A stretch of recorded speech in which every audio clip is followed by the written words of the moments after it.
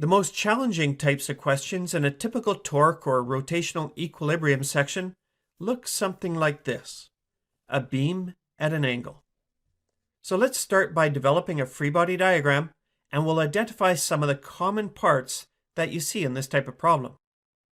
Now, the beam often has a cable or cables holding it up. Let's call that FC for the force from a cable. Maybe a weight hanging or being lifted, and let's call that FGP for the weight of a pail in this case. Often, we consider the weight of the beam itself, so let's call that FGB for the weight of the beam. Then, we have the pivot point down here, often some form of hinge, and it allows rotation in many cases, but still has a lot of force on that hinge. The pin has an upward component to it, countering the weights of the pail and the beam, but the pin also has a horizontal component, and that's countering the cable force pulling everything to the left.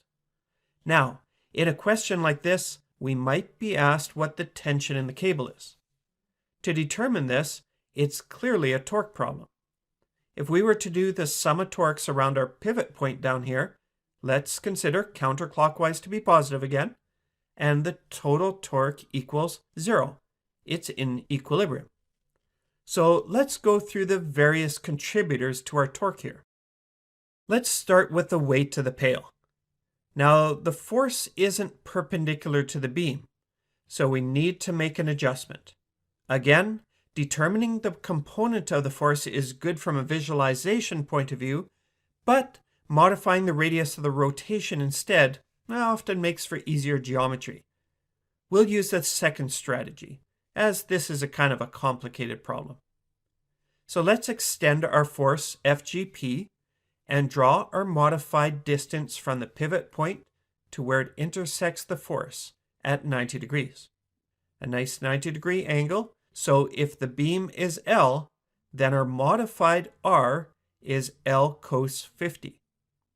Next, let's deal with the beam's weight itself. We consider this to be happening at the center of the beam, or L over 2 from the pivot point. Again, we'll modify the R. The force vector and the new R would intersect at 90 degrees right here. So R equals L over 2 cos 50. And the last force, pulling the beam in a counterclockwise direction, FC, with a modified distance, this angle would be 90 minus 50 is 40 degrees, and so our new R would be L over 2 cos 40. We note that FHX and FHY are both on the pivot point. No radius, causing no torque, so they're not even included here. From here, we have an equation to solve for FC, or whatever other related force we're asked for. What if we were asked for the force down at the hinge here? Well, a common way to do this would be to use the torque method above to determine the other forces, and then we can use F net equals MA in a horizontal and vertical direction to determine both components FHX and FHY. And then we can combine them using Pythagorean theorem, for example, to come up with a total force at the hinge here. And that's all the common strategies involved in an angled beam problem. Don't try to memorize any of these steps, as every beam problem is different. You just want to make sense of the strategies that are available to pick apart a problem like this, making a seemingly complicated situation into a bunch of small and easy steps. That's all.